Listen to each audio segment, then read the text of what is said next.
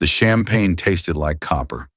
Or maybe that was just the blood from where I'd bitten the inside of my cheek. I was standing on the terrace of the Pierre Hotel, looking out over Central Park. The gala was in full swing inside, a cacophony of crystal clinking, polite laughter, and the dull roar of Manhattan's elite pretending to care about ocean conservation. I had stepped out for air, or perhaps to escape the suffocating performativity of it all. I am a man of numbers, of logistics, of concrete foundations. I am not a man of small talk. My wife, Sarah, thrived in it. She was the light to my shadow, or at least, that's how we used to describe it. I was about to turn back, to force a smile and rejoin the room when I heard the voices. They drifted from the shadowed alcove to my right, separated from me by a heavy stone pillar and a trellis of ivy. "Stop worrying, Sarah. Seriously, you're overthinking it." The voice was smooth, confident, and possessed that particular cadence of a man who loves the sound of his own baritone. I knew him. Julian, a brand consultant with a flashy Instagram, a leased Porsche, and a firm that burned through venture capital like kindling. "I can't help it," Sarah's voice replied. It wasn't the voice she used with me. With me, her tone had become flat, functional, like she was ordering coffee. Here, her voice trembled with a mix of anxiety and thrill. "He's going to notice eventually. Ethan is quiet, Julian, but he isn't stupid." I stood frozen, my hand tightened on the railing, the cold metal biting into my palm. Julian laughed. It was a wet, dismissive sound. "Babe, look at me. Ethan is a ghost. He's furniture. He goes to his little office, he pushes his little papers, and he comes home to watch the History Channel. He's a nobody." The word hung in the humid night air. Nobody. "He's not a nobody," Sarah said, though her defense was weak, perfunctory. "He provides. He's stable." "Stable is a nice word for boring," Julian countered, his voice dropping lower, likely moving in for a touch. "You need fire, Sarah. You need someone who runs the room, not someone who hides in the corner, holding a drink he hasn't sipped in an hour. Does he even know who I am? I've been to your house 3 times for dinner." He looked right through me. "He's just private," Sarah whispered. "He's irrelevant," Julian declared, sealing the verdict. "Trust me, when we launch the new agency next month, I'll be pulling in triple what he makes pushing pencils. You won't have to worry about Mr. Stability anymore. Leave him to his spreadsheets. You're with a winner now." I heard the rustle of fabric, the unmistakable silence of a kiss. I didn't storm around the pillar. I didn't hurl my glass against the stone wall. I didn't scream. In my line of work, distressed asset management and hostile takeovers, emotion is a liability. Reaction is a weakness. When you find a structural fracture in a building, you don't kick the wall. You step back, you assess the load-bearing beams, and you calculate exactly when the collapse will occur. I set my untouched champagne glass on the ledge. I adjusted my cufflinks, simple, brushed silver, nothing like the diamond-encrusted gaudiness Julian wore. I checked my watch.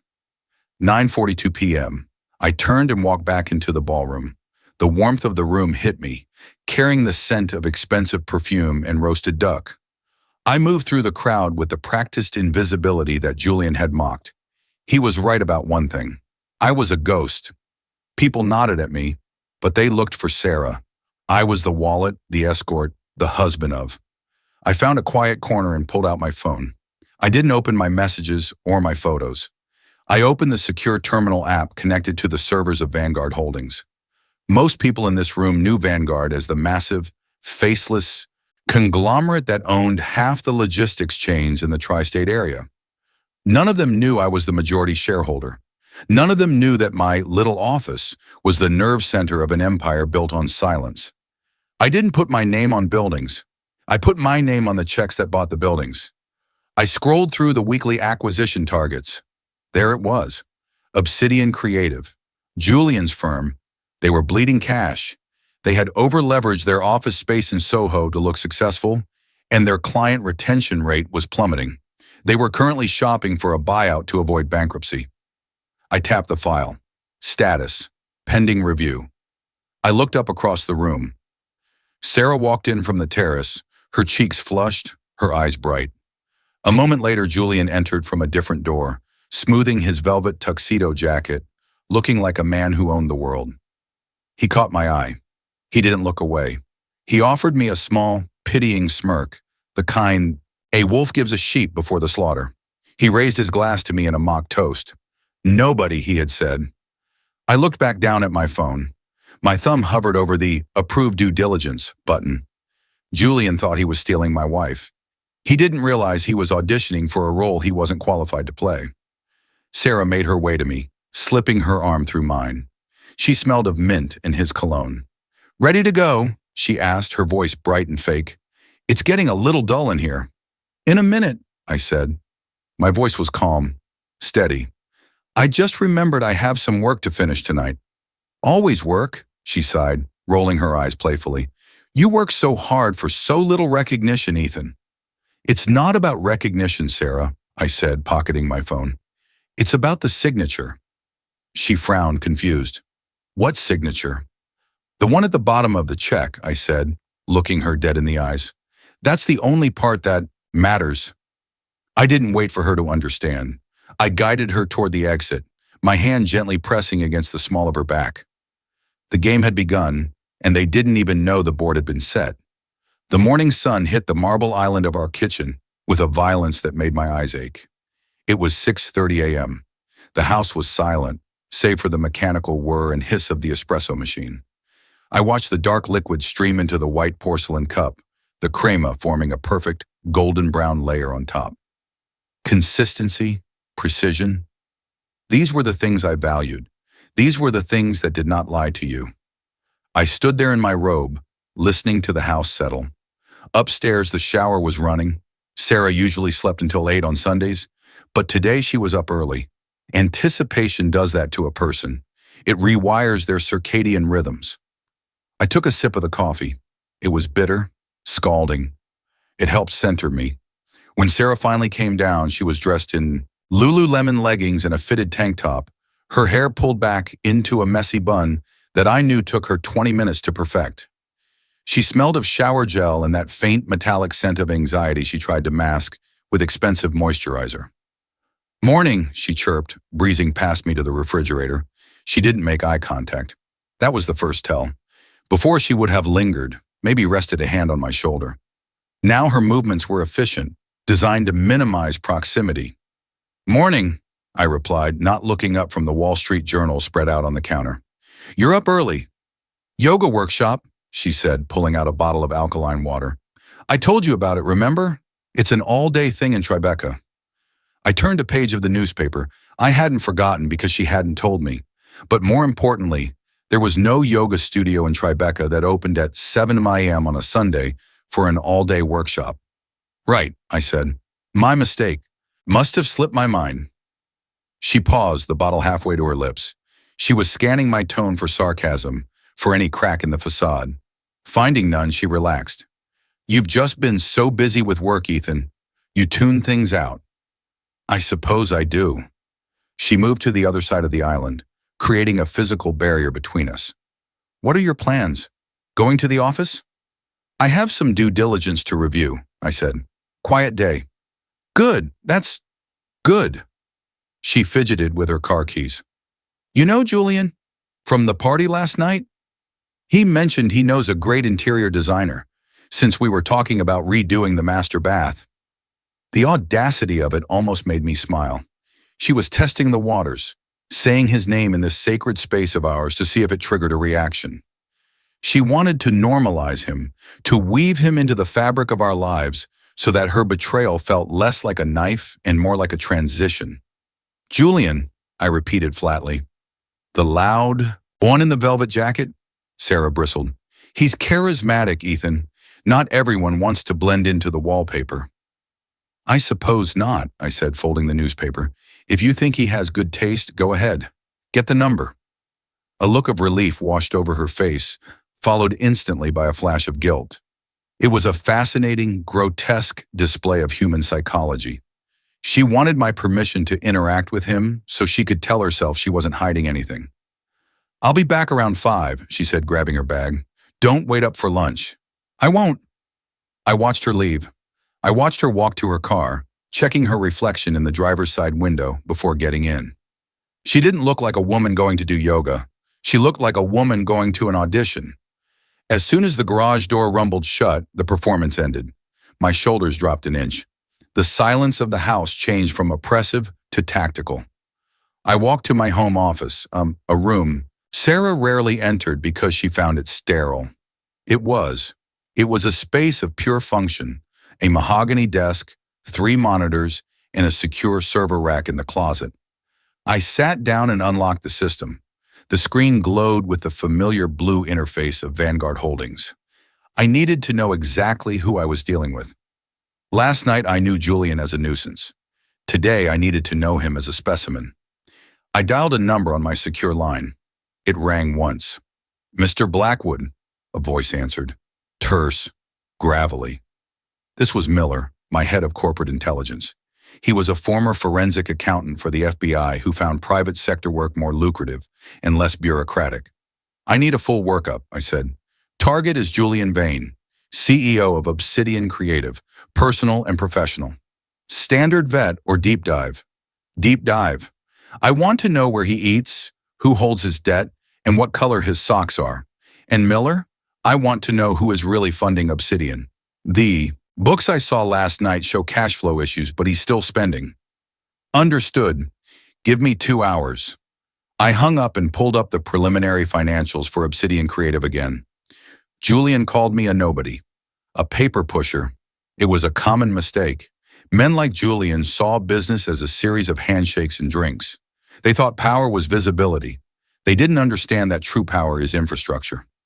I owned the logistics company that delivered his office furniture. I held a stake in the bank that processed his credit card transactions. I was the water in the pipes, invisible until I decided to shut off the valve. I spent the next 2 hours dissecting his life through public records and the data Vanguard already had on hand. It was pathetic. Julian Vane was a construct. He was 34 years old from a middle-class suburb in Ohio, though his bio claimed he was raised between London and New York. He had legally changed his name from Jerry Vance 5 years ago. His award-winning agency, Obsidian, had won exactly 3 awards, all from pay-to-play organizations, where the entry fee guaranteed a nomination. But the real story was the debt. He was leasing the Porsche 911. He was 3 months behind on the rent for his loft in Soho. He had maxed out 4 corporate credit cards to fund the rebranding of his agency. He was robbing Peter to pay Paul, and Peter was coming for his kneecaps. The computer chimed, a secure file transfer from Miller. I opened the folder. It contained photos, bank statements, and a summary of his recent communications. There were photos of him and Sarah. Not from today, but from last week. They were at a cafe in the West Village, holding hands across the table. In another, they were entering a boutique hotel in Midtown at 2:01 p.m. on a Tuesday. I stared at the images. I didn't feel heartbreak. That part of me had cauterized the moment I heard her voice on the terrace. What I felt was a cold, clinical disappointment. Sarah had traded a fortress for a tent made of silk. She had traded security for a man who was technically insolvent. Miller had added a note at the bottom of the file.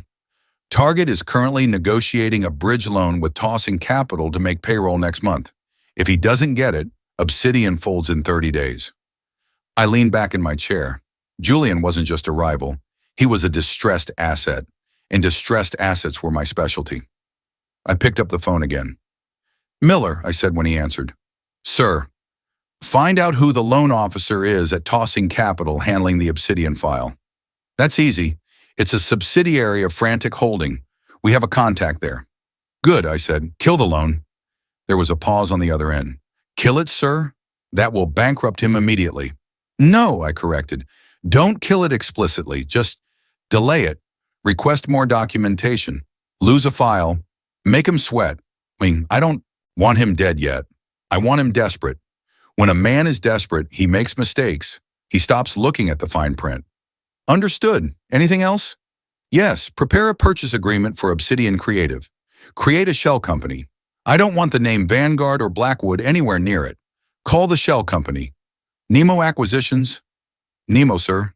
Latin, I said, staring at the photo of Julian laughing with my wife. For nobody. I hung up. The house was still quiet. I walked to the window and looked out at the manicured lawn. I imagined Sarah right now, probably in that boutique hotel room, laughing at Julian's jokes, feeling that thrill of rebellion. She thought she was living in a romance novel. She didn't realize she had just walked onto a chessboard. I went back to the kitchen and rinsed my coffee cup. I washed it, dried it, and placed it back in the cupboard. Every trace of my morning erased. When Sarah came home at 5 p.m., flushed and exhausted from yoga, I would be here. I would ask her how her day was. I would listen to her lies, and I would smile, knowing that I now owned the very ground her lover stood on. The acquisition had begun. Monday mornings at Vanguard Holdings were defined by a cathedral-like silence. On the 42nd floor of the Midtown Tower, the air was filtered, cool, and smelled faintly of ozone in expensive leather. My office was a fortress of glass, offering a panoramic view of the city that Julian Vane believed he owned. From up here, the people below were just data points, moving through the arteries of a system I helped regulate. I sat at my desk, the surface bare except for a single thick leather-bound folder. Miller had delivered it by courier at 8 a.m. sharp. This was the ledger. In the world of high finance, a man's soul isn't found in his diary or his prayers. It is found in his bank statements. Money is the only honest narrator. It tells you exactly what a man values, what he fears, and how desperate he has become. I opened the file.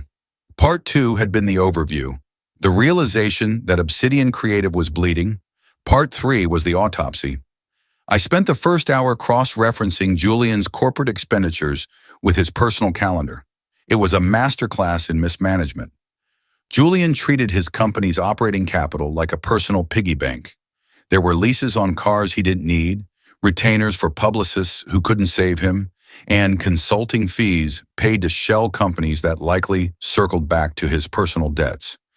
But then I found the pattern that made my blood run cold.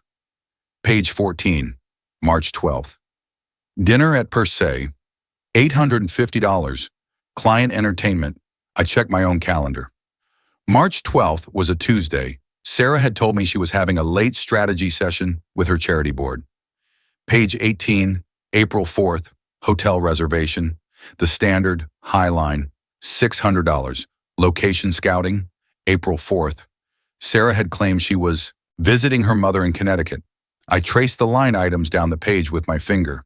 Jewelry from Tiffany's, a weekend rental in the Hamptons, spa treatments, all charged to Obsidian Creative, all labeled as business expenses. Julian wasn't just sleeping with my wife, he was billing it to his investors. He was stealing from his own dying company to finance the illusion of the wealthy playboy he had sold to Sarah. She thought she was leaving a boring husband for a dynamic tycoon. In reality, she was the unwitting accomplice to embezzlement. If Obsidian went under, which it would without my intervention, the forensic accountants would find these charges.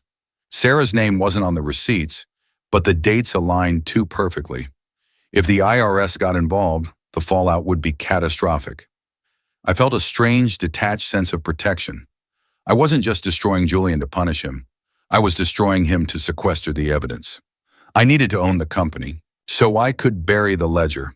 The intercom buzzed. "Mr. Blackwood?" My assistant's voice cut through the room. "Mr. Sterling is here. Send him in." Arthur Sterling was my proxy. In the world of hostile takeovers, he was the shark you sent when you didn't want to get blood on your own suit. He was 60, silver-haired, impeccably dressed, and possessed a smile that didn't reach his eyes. To the outside world, he ran Nemo Acquisitions, a private equity firm that specialized in turnaround strategies. In reality, he answered only to me. Sterling walked in, carrying a slim briefcase. He didn't sit until I gestured. "Ethan," he nodded. "I've reviewed the Obsidian file you sent over. It's a mess." "I know," I said, closing the folder. "How bad?" "It's a Ponzi scheme without the returns," Sterling said dryly. "He's using new client deposits to pay off old vendor debts. He's 2 payrolls away from a walkout. Honestly, Ethan, why do you want this? Garbage? The IP is worthless. The brand is toxic." "I'm not buying the brand, Arthur. I'm buying the silence. Sterling paused. He had worked with me long enough to know not to ask too many questions. He knew I collected distressed assets for strategic reasons, sometimes for real estate, sometimes for supply chains. This time, he sensed it was different. Fair enough, Sterling said. What's the play? Approach him today, I instructed. Standard predatory offer. We buy 100% of the equity. We assume the debt. He stays on as creative director for a transition period of 6 months. He'll balk at the valuation, Sterling warned. His ego is writing checks his bank account can't cash. He thinks he's the next Steve Jobs. He won't balk, I said, sliding a single sheet of paper across the desk. It was a printout of the email from Tossing Capital, the one I had orchestrated yesterday. Because his bridge loan was just denied. Sterling glanced at the paper and a slow, cruel smile spread across his face. That changes the leverage considerably. He's drowning, Arthur. You're the life raft. But I want him to believe the raft is made of gold. Flatter him. Tell him Nemo Acquisitions has been watching his genius for months. Tell him we want to inject capital to take Obsidian global. Feed the narcissism. And the catch? The catch is total control, I said. The contract must stipulate that the new board, me, effectively, has the final say on all personnel and financial decisions immediately upon signature. And I want a clause regarding misappropriation of funds. Strict liability. Sterling raised an eyebrow. You want to hold a guillotine over his head. I want to own the rope. Sterling stood up, buttoning his jacket. Consider it done. I'll set up the lunch. Do you want to listen in? No, I said, turning my chair to face the window again. I have a dinner to attend tonight.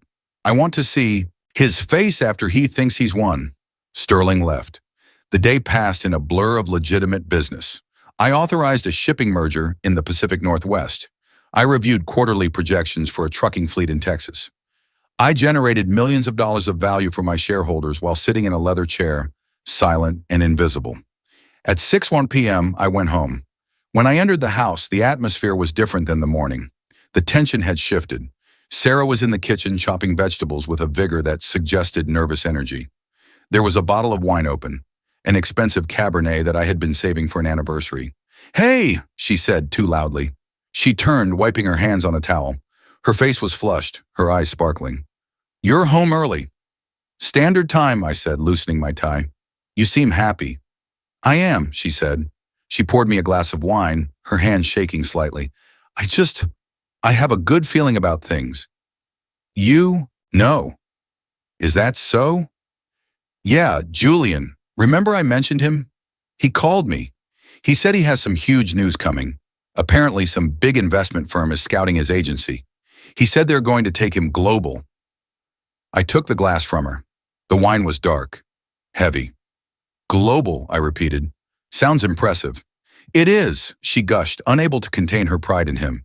He said it proves all the doubters wrong. He said he's finally going to get the respect he deserves. I took a sip. It was smooth with a long finish. I'm sure he will, I said. He wants to celebrate, Sarah said, watching me carefully. He invited us to dinner on Friday, a sort of celebration with friends. I think we should go, Ethan. It would be good for you to network. These are high-level people. The irony was so sharp it almost drew blood.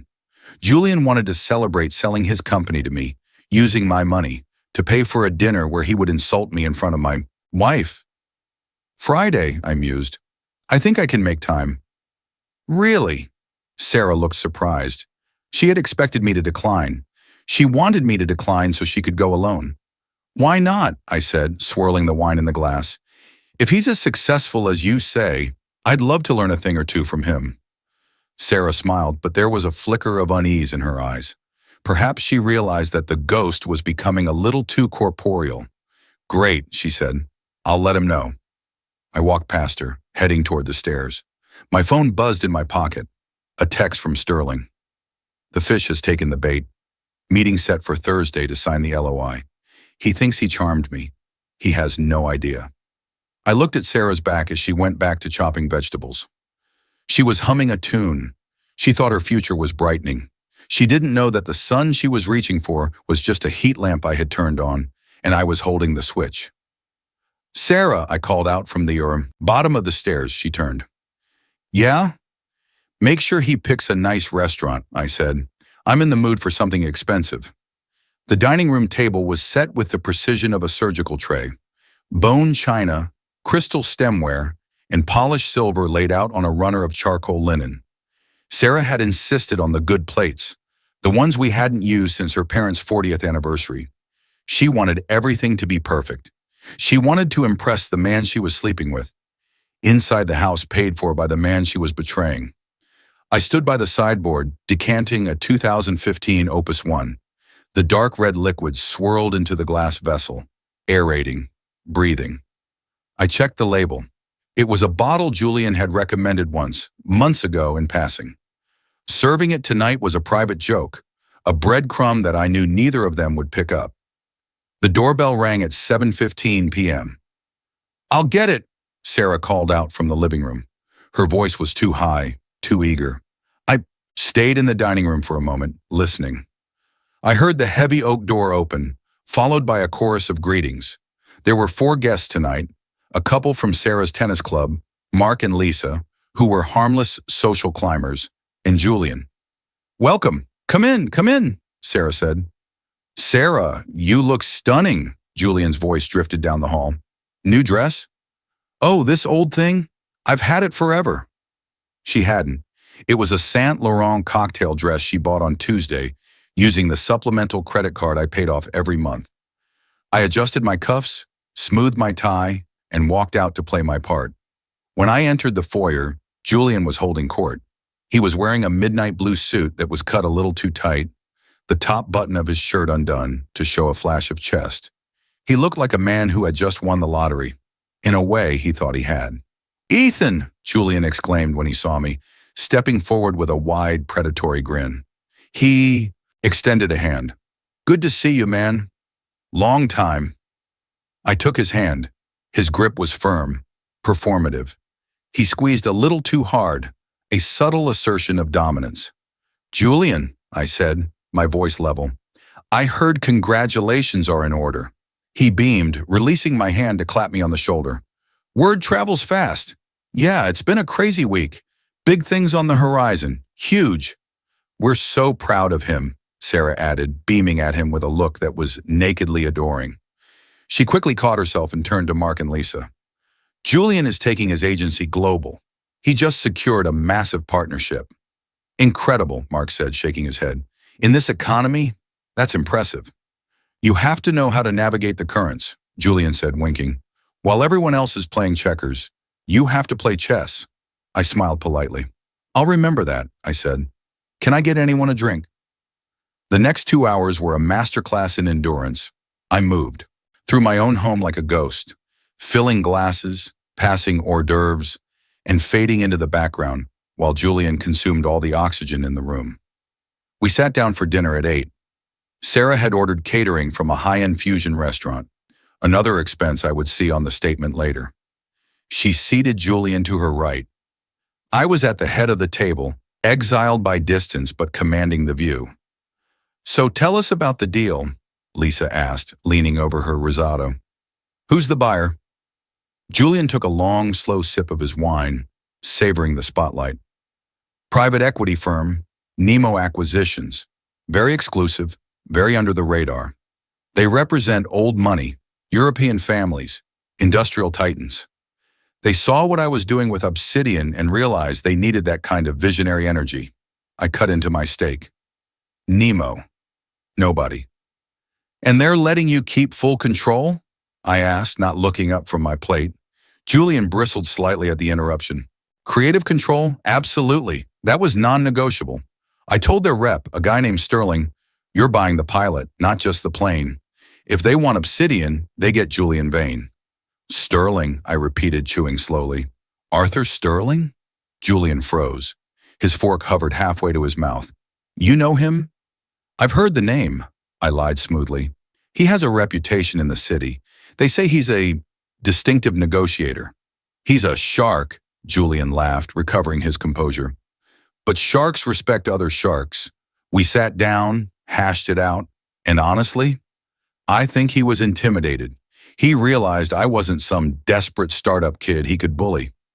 Sarah reached out and touched Julian's forearm, a quick, instinctive gesture of support.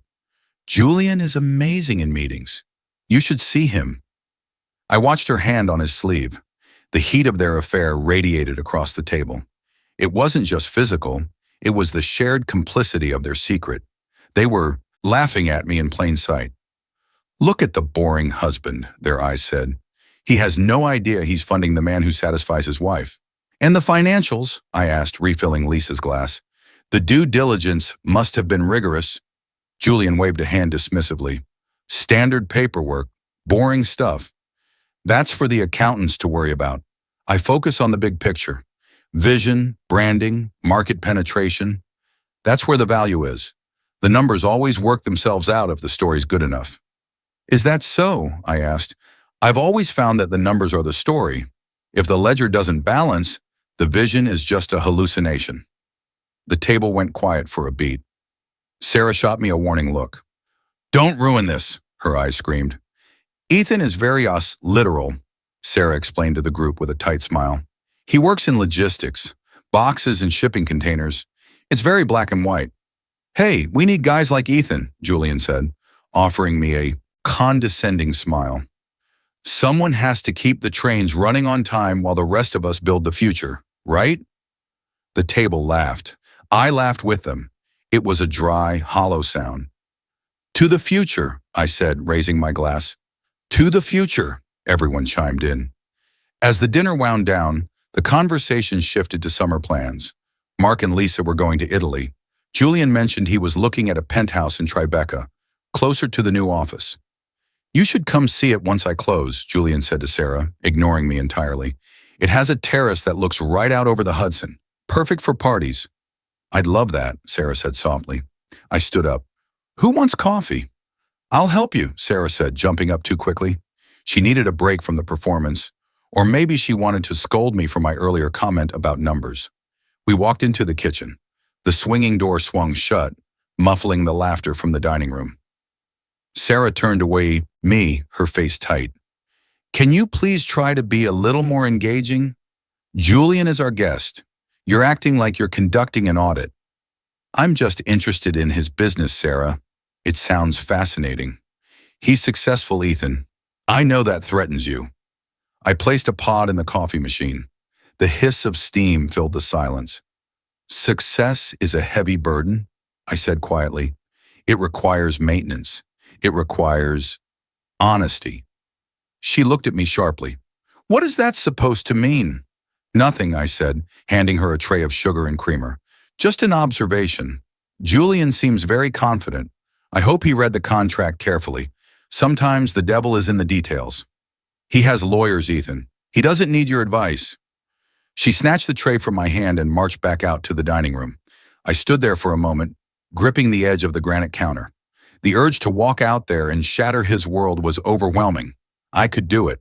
With a sentence, I own Nemo Acquisitions. I own your debt. I own you. But that would be too quick. That would be mercy. Julian needed to climb higher. He needed to stand at the very edge of the precipice, looking down at the kingdom he thought he conquered, before I pushed him. I took a deep breath, composed my features into a mask of benign indifference, and carried the coffee pot out to the dining room. Here we are, I announced. Julian was leaning back in his chair, one arm draped over the back of Sarah's chair. He looked comfortable. He looked like the man of the house. Ethan, buddy, Julian said, taking a cup from me. I was just telling Sarah, once this deal closes next week, I'm going to throw a massive launch party. Black tie, huge press list. I want you there. Seriously, it'll be good for you to see how the other half lives. I poured the coffee, watching the dark liquid swirl. I wouldn't miss it for the world, I said. I'm sure it will be an event to remember. Oh, it will be, Julian promised. It's going to be the start of a new era. He had no idea how right he was. The night ended with handshakes and air kisses. I stood in the doorway as Julian walked to his car. No longer the Porsche, I noticed, but a Blacktown car service. The repo men must be circling closer than I thought. Good night, Ethan, he called out. Drive safe, I replied. I closed the heavy oak door and locked it. The sound of the deadbolt sliding home echoed in the large foyer. Sarah was already heading upstairs. "I'm exhausted," she called over her shoulder. "Don't stay up too late staring at spreadsheets." "I won't," I said. I waited until I heard the bedroom door click shut. Then I walked to my office. I sat down at my desk and pulled up the draft of the acquisition agreement. I scrolled to the final page, to the signature line for Nemo Acquisitions. I picked up my pen. I didn't sign it yet. That was for the closing ceremony, but I traced the line where my name would never appear, but where my will would be absolute. Julian had sat at my table, drank my wine, and insulted me to my face. He had called me a nobody. Next week, the nobody was going to teach him the cost of being somebody. The dishwasher hummed a low, monotonous rhythm, a mechanical heartbeat in the center of the silent house. It was 1 a.m. The dinner party was over. The guests had retreated to their lives, and Sarah had retreated to the master bedroom, leaving me alone with the wreckage of the evening. I stood at the sink, staring out into the backyard. The security lights cast long, stark shadows across the lawn. Inside, the air still held the faint, sour ghost of the Opus One we had drunk. A vintage wasted on a palate like Julian's. He had gulped it down like soda, unaware of the years it took to mature. It was a fitting metaphor for my marriage. I dried my hands on a towel and walked through the darkened house. I didn't turn on the lights. I knew the layout by heart. I knew the exact friction coefficient of the hardwood floors, the precise number of steps from the kitchen island to the stairs. I had built this life with the same meticulous care I applied to my logistics empire. I had constructed a sanctuary. But a sanctuary is only a prison if you don't know who you are. I walked up the stairs, my footsteps silent on the plush runner. I stopped outside the master bedroom door. It was slightly ajar. Through the crack, I could hear the rhythmic breathing of my wife. I pushed the door open gently and stepped inside. Sarah was asleep, curled on her side, clutching a pillow. The moonlight filtered through the sheer curtains, painting her in shades of silver and gray. She looked peaceful, innocent even. In sleep, her face lost the tightness of social ambition, the desperate need to be seen that plagued her waking hours. I sat in the armchair in the corner of the room, a wingback chair she had bought for me but which I rarely used. I watched her. I didn't feel anger. Anger is a hot, volatile reaction to a sudden injury. What I felt was the cold, hollow ache of a structural failure that had been years in the making. In engineering, they call it creep, the slow, permanent deformation of a solid material under the influence of mechanical stresses. You don't see the cracks until the bridge collapses, but the metal has been screaming for years. I closed my eyes and let the memory drift back. 5 years ago, we were in a cramped one-bedroom apartment in Queens. I was just starting to consolidate the trucking routes that would become the backbone of Vanguard. Sarah was a junior copywriter at a mid-tier ad agency. We were tired, broke, and deliriously happy. I remembered a specific night. A thunderstorm had knocked out the power.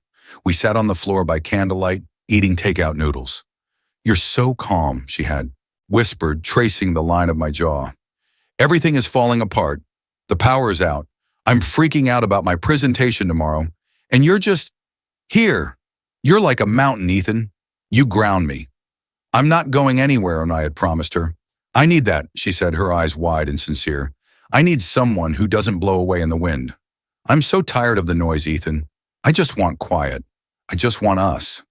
She had loved my silence then. She had viewed my stoicism as strength.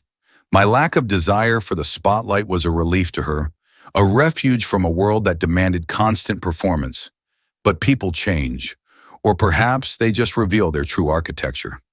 As my success grew, the silence that once comforted her began to deafen her. The stability became stagnation. The mountain she loved became a wall she couldn't climb. It started slowly. The complaints about my work hours, even though those hours paid for the Lexus in the driveway. The subtle jabs at my wardrobe. Too conservative, too gray. The nights she wanted to go to gallery openings and launch parties, and I wanted to stay home and read. "You're boring, Ethan," she had said during a fight 6 months ago. It was the first time she had used the word. "You have all this money, all this power, and you do nothing with it. You're invisible." "I'm efficient," I had countered. Invisibility is a luxury, Sarah. It means I don't answer to anyone. It means you don't exist, she had screamed. That was the fracture point. She didn't want a husband. She wanted a prop. She wanted a partner who reflected her own desired image back at her, someone loud, colorful, and performative. She wanted Julian. Julian was the anti-Ethan. He was all noise, all flash, all surface area with no volume. He validated her need for drama. He made her feel like the protagonist of a movie, whereas I made her feel like a partner in a partnership. I opened my eyes and looked at her sleeping form again. The tragedy wasn't that she had fallen out of love with me. That happens. The tragedy was that she had fallen in love with a mirage. She was leaving a fortress to live in a house of cards, and she was blaming the fortress for being too sturdy. I stood up and walked to the side of the bed. I looked at the nightstand. Her phone was there, face down. Next to it was a book she hadn't opened in months and a bottle of Xanax. I realized then that I couldn't save her. For weeks since the first suspicion, part of me had been calculating a way to fix this, to win her back, to show her that I could be exciting, that I could be the man she wanted. But tonight, watching Julian preen at my table, watching her fawn over a fraud, I realized the cost was too high. To keep her, I would have to become someone I despised. I would have to become a Julian, and I respected myself too much for that. I was a man of the ledger. In business, when an asset becomes a liability, when the cost of maintenance exceeds the potential return, you don't keep pouring capital into it out of sentimentality. You cut your losses, you liquidate. Sarah was no longer my wife. She was a sunk cost.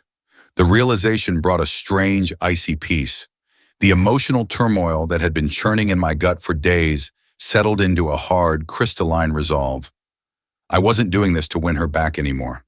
I was doing this to balance the books. She wanted drama? I would give her a tragedy. She wanted Julian's world of high-stakes business? I would show her the brutal reality of it. She wanted to see who I really was? I would show her. I reached out, my hand hovering over her shoulder for a second. I almost touched her. Almost.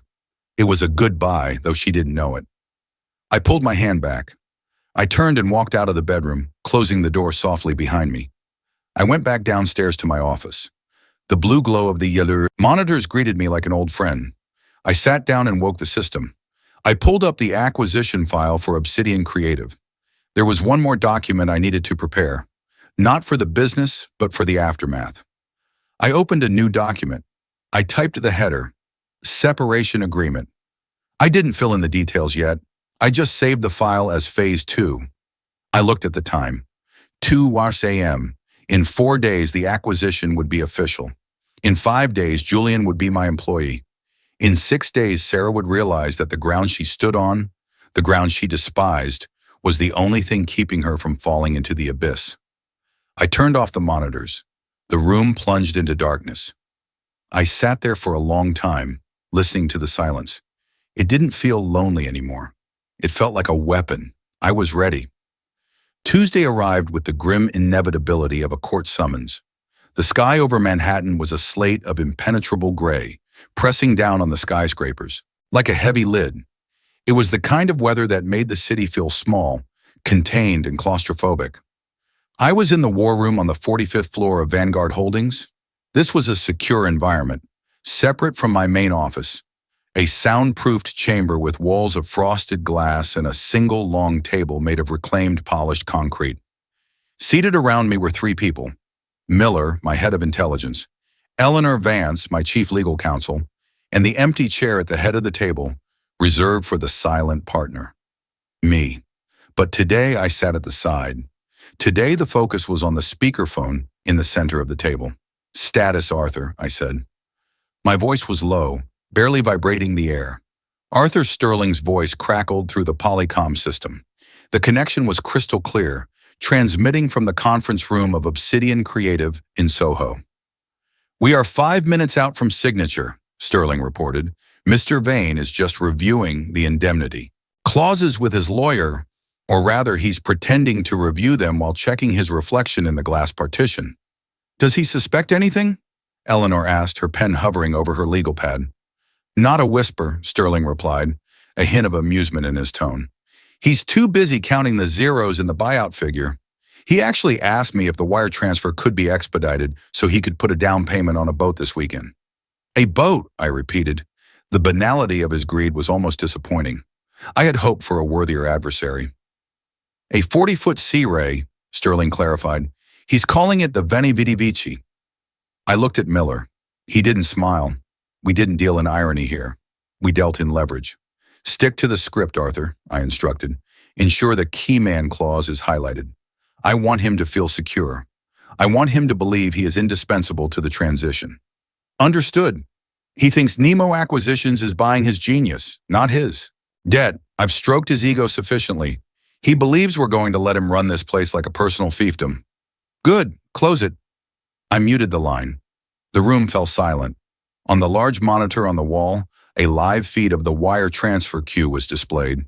The amount was significant, enough to clear Julian's debts, pay off his creditors, and leave him with a comfortable, albeit temporary cushion. It was the price of the trap. You have to put real cheese in the mousetrap if you want to catch the rat. The paperwork is airtight, Ethan, Eleanor said, sliding a thick binder toward me. The moment he signs, Nemo Acquisitions, and by extension, the blind trust you control, owns 100% of Obsidian's assets, liabilities, and intellectual property. The employment contract he's signing gives the new board absolute power to terminate for cause, and cause is defined very broadly. Misappropriation of funds? I asked. Explicitly, she confirmed. Gross. Negligence, reputational damage, and, my personal addition, conduct unbecoming of a corporate officer. Given the photos Miller provided, we can trigger that clause whenever you choose. Not yet, I said. Let him have his victory lap. The speakerphone crackled again. It's done, Sterling announced. Ink is wet. The digital counter signatures are uploading to your server now. I refreshed the tablet in front of me.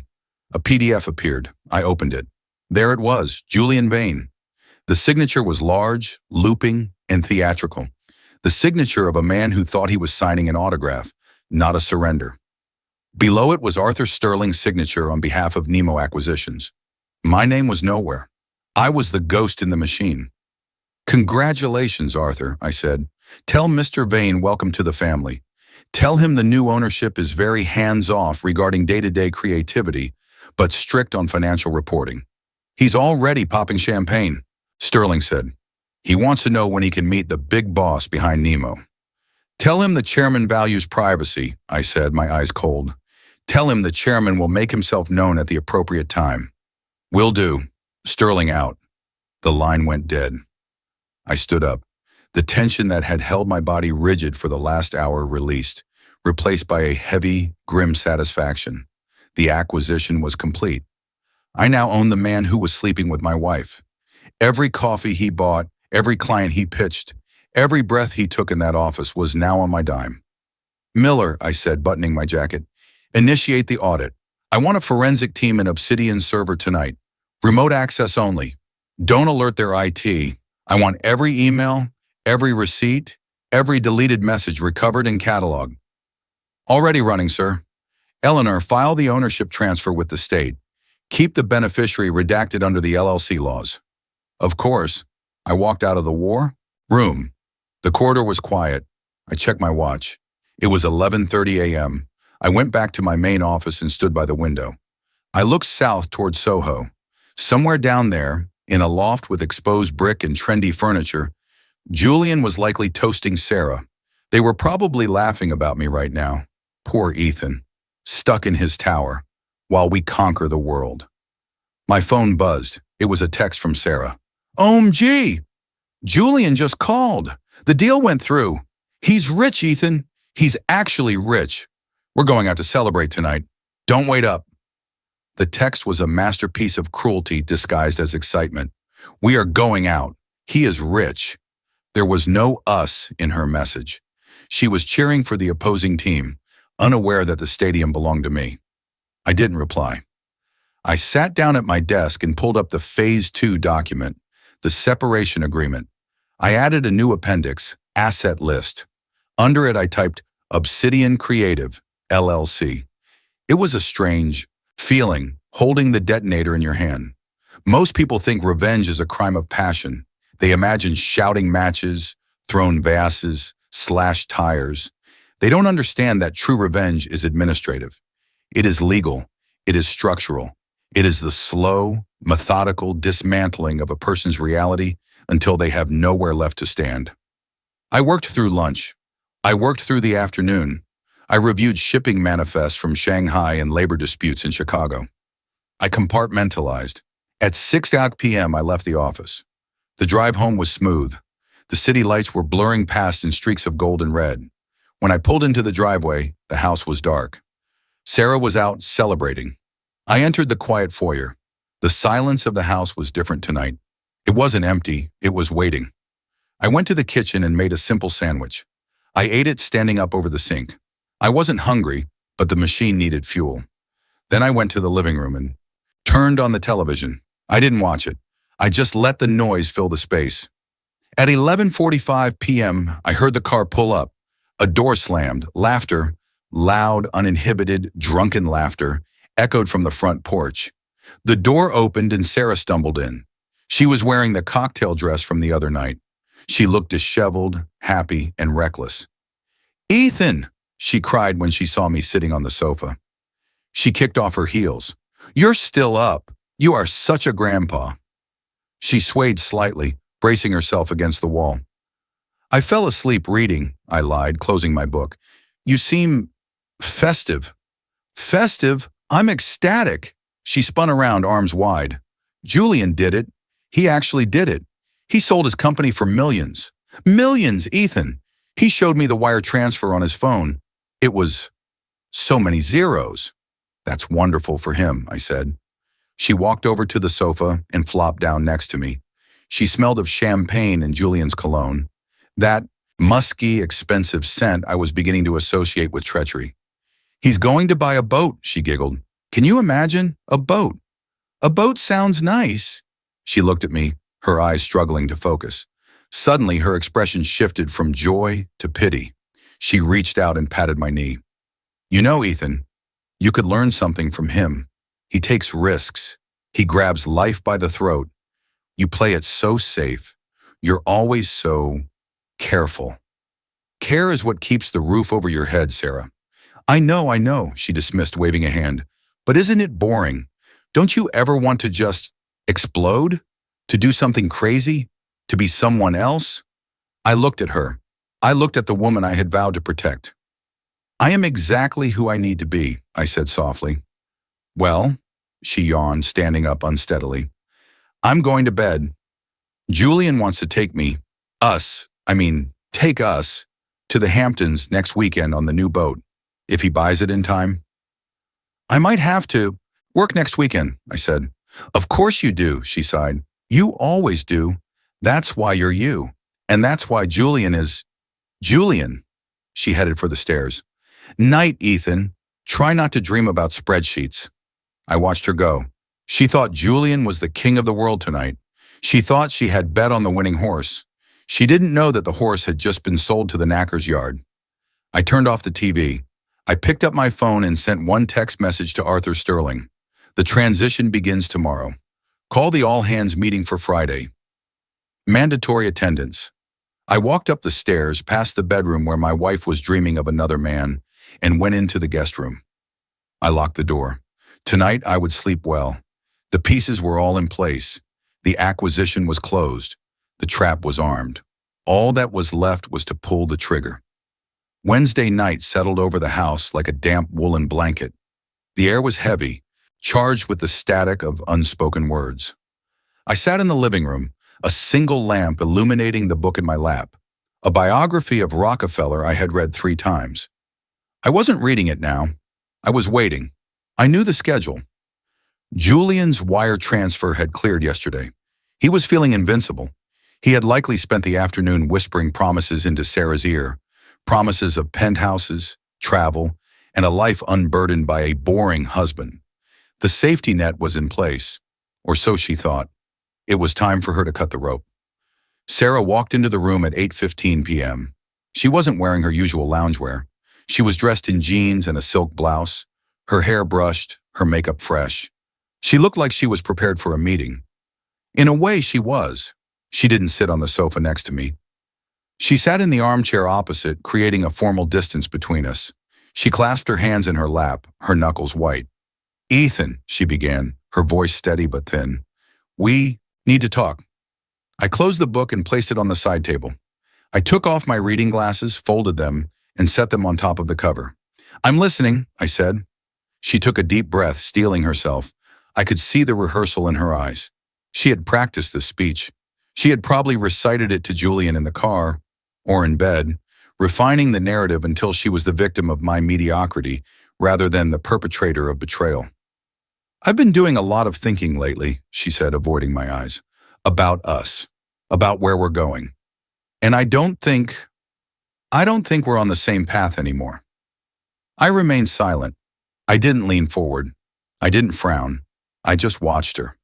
"You're a good man, Ethan," she continued, the requisite compliment before the knife. "You're stable. You're safe. But I feel like I'm suffocating. I feel like I'm drowning in this stillness. You're content with just existing. You go to work, you come home, you pay the bills, that's it. There's no fire, there's no ambition." "Ambition," I repeated, the word tasting like ash. "You think I lack ambition?"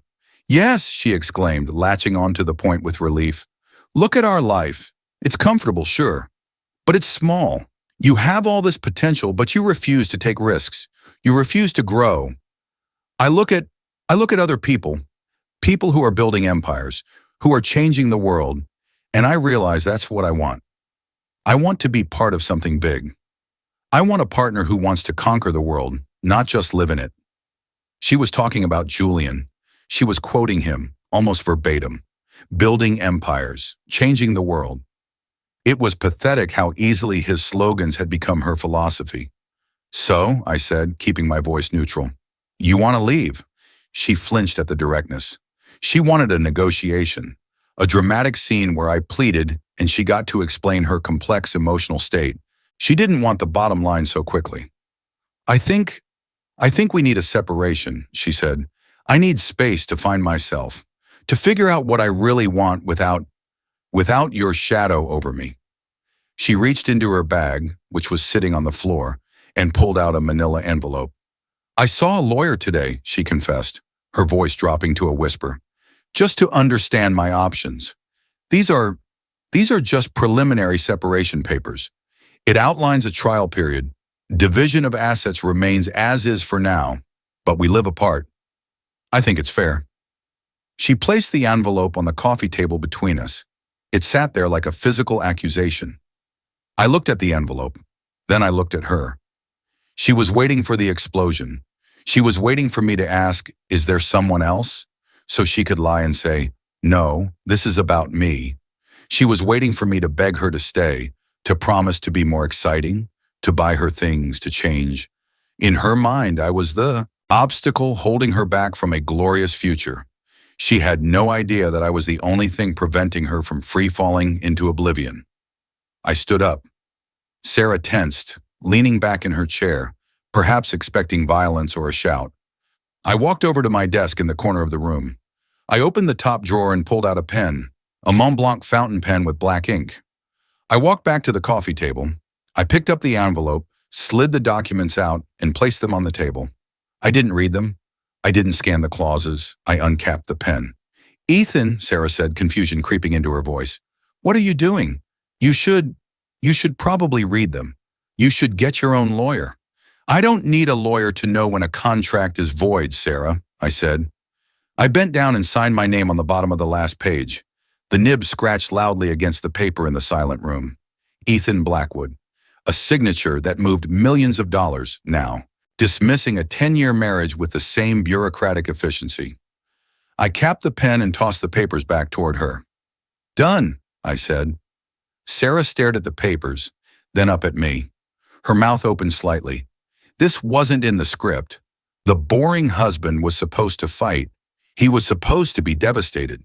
His instant acceptance didn't look like defeat. It looked like dismissal. You're just signing it?" she asked, her voice trembling. Just like that? You're not even going to fight for me? For us?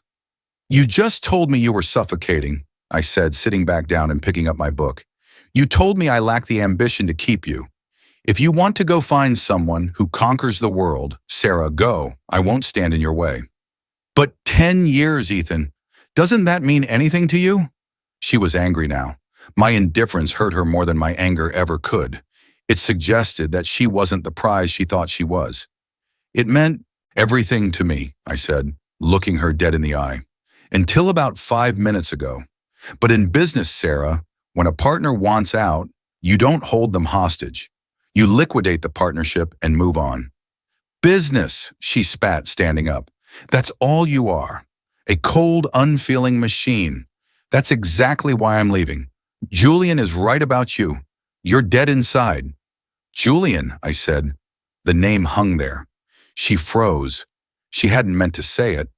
I mean, I've just been talking to friends, she stammered, flushing red. It's okay, I said calmly.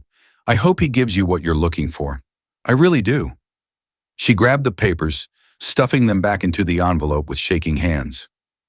Tears of frustration pricked her eyes. She had won. She had her freedom. But she felt like she had lost the argument. She wanted me broken, and instead, I was reading a biography. I'm staying at a hotel tonight, she announced, her voice rising. I'll come back, for my things on the weekend. Take your time, I said, turning a page. I'll be busy on Friday anyway. Big meeting. I don't care about your meetings, she shouted. She turned and stormed out of the room. I heard her grab her coat from the hallway. The front door slammed with a force that rattled the window panes. I listened to her car start up in the driveway and peel away, tires screeching slightly on the asphalt. Silence returned to the house. I lowered the book. I hadn't read a single word. My hand was trembling, just slightly, a tremor in the fingers. I looked at it, observing the physical manifestation of the stress. I clenched my fists tight until the knuckles turned white and the trembling stopped. It was done. She was gone. I stood up and walked to the window. The taillights of her car were disappearing down the street. She was heading to him. She was going to Julian to celebrate her liberation. They would drink champagne tonight. They would laugh about how easy it was, how the nobody just rolled over and let her go. She had called me dead inside. She had called me a machine. She was wrong. A machine doesn't feel pain. I felt it. It was a dull, heavy ache in the center of my chest. But I had learned long ago that pain is just information. It tells you something is wrong. It tells you action is required. I walked to the kitchen and poured myself a glass of water. I drank it standing at the island, looking at the empty spot where her coffee mug usually sat. Then I went to my office. I sat at the desk and unlocked the secure terminal. I pulled up the agenda for Friday's meeting at Obsidian Creative. Item 1, Introduction of New Ownership. Item 2, Restructuring and Redundancy Review. Item 3, Executive Leadership Assessment. I highlighted Item 3. Sarah thought she was walking into a new life of luxury with a visionary leader. She didn't know she was about to walk into a slaughterhouse. I, Tui, checked the time. 9 p.m. I picked up my phone and dialed Arthur Sterling. She's gone, I said when he answered. The separation papers are signed. I'm sorry, Ethan, Sterling said, his voice dropping the professional veneer for a moment. Truly. Don't be, I said. It simplifies things. There's no conflict of interest now. She's not my wife anymore. She's just an associate of the target. Cold, Sterling noted. Necessary, I replied. Is the venue set for Friday? Yes, the main conference room at Obsidian. Glass walls. Everyone will see everything. Good, make sure Julian's keycard access is flagged. I don't want him locked out. I want him to walk in freely. I want him to feel like he owns the place right up until the moment he doesn't. Understood. And Sarah? She'll be there, I said. She thinks she's coming to a coronation. Ensure she has a seat. Front row. Ethan, are you sure you want to do this yourself? I can handle the termination. No, I said, my voice hardening. He called me a nobody. He needs to see exactly who nobody is. I hung up. I turned off the lights in the office. I walked upstairs to the master bedroom. The bed looked enormous. I stripped the sheets. I couldn't sleep in the scent of her perfume tonight. I remade the bed with fresh, crisp white linens, hospital corners, perfect tension. I lay down in the darkness. For the first time in years, the house was truly mine again. The silence wasn't empty. It was full of potential. It was the silence before a storm, and I was the thunder. Friday morning arrived with a sky the color of a bruised plum. Rain lashed against the floor-to-ceiling windows of my bedroom, blurring the city skyline into a watercolor of gray and steel. It was the kind of weather that cleaned the streets, washing away the grit and the garbage. Today, I would be doing the same for Obsidian Creative. I woke up at 5 a.m., though I hadn't really slept. My mind had been running simulations all night, calculating every possible variable of the coming encounter. I didn't feel tired. I felt sharp. I felt honed. I went to my dressing room. Today required a specific uniform. I bypassed the gray and navy suits I usually wore, the invisible armor of the corporate drone. Instead, I reached for the back of the closet. I pulled out a black, bespoke Tom Ford suit, cut sharp and aggressive. I chose a crisp white shirt with a stiff collar and a silk tie in a deep blood-red shade. I dressed slowly, methodically. I fastened the platinum cufflinks. I slid my watch, a Patek Philippe that cost more than Julian's annual salary, onto my wrist. I had never worn it around Sarah because she said it was too flashy. Today it was necessary. It was a signal. At 7 a.m., my phone buzzed. A message from Arthur Sterling. The summons has been sent. All hands meeting at 10 a.m. Attendance mandatory. I told Julian the new. Board wants to hear his vision for the future before we finalize the integration. I didn't reply. I walked downstairs to the empty kitchen. The house was silent, but it no longer felt like a void. It felt like a staging ground. I imagined what was happening across town. Sarah and Julian would be waking up in his loft, or perhaps a hotel. They would be buzzing with the nervous energy of victors. Julian would see the email and interpret it through the lens of his own narcissism. He wouldn't see mandatory meeting and think layoffs. He would see vision for the future and think promotion. I drank my black coffee standing up. At 8:30 a.m., I left the house. My driver, a massive ex-Marine named Cole, was waiting with the rear door of the Maybach open. Usually I took the train or drove my sedan to blend in. Not today. "Where to, Mr. Blackwood?" Cole asked as he merged into traffic. "Soho," I said. "Obsidian Creative. But take the scenic route. I want to arrive." At 10:05 a.m., exactly 5 minutes late. "Understood." I sat back in the leather seat and opened my tablet. I tapped into the security feed of Obsidian Creative. I had authorized the installation of new cameras the night before, under the guise of IT upgrades. I watched the office come to life on the screen. The employees of Obsidian were young, trendy, and visibly anxious. They huddled in clusters near the coffee machine, whispering. They knew something was up. Rumors of a buyout always bring the scent of fear. They were checking their phones, updating their resumes, looking at the glass-walled conference room where Arthur Sterling sat alone, reviewing a stack of files. At 9:15 a.m., the elevator doors opened on the feed. Julian walked in. He looked like a caricature of success. He was wearing a light gray suit with no tie, sunglasses perched on his head, carrying a leather portfolio. He strode through the office, high-fiving a few confused employees, radiating a toxic positivity. And there, trailing a step behind him, was Sarah. She looked different than she had 2 nights ago. She was wearing a cream-colored pantsuit, trying to look the part of the power wife. She clutched a designer bag, her eyes darting around the office with a mix of awe and possessiveness. She thought this was her kingdom now. I turned up the volume on the feed. The microphones picked up their voices clearly. "Don't worry about the vibe," Julian was saying to her, gesturing at the nervous staff. "They're just jittery because of the change. Once I get in there and rally the troops, they'll calm down. They need a leader." "It's a beautiful office, Julian," Sarah said, running her hand along a sleek wooden desk. "It's so creative. Much better than Ethan's boring tower." "Totally different energy, babe," Julian said.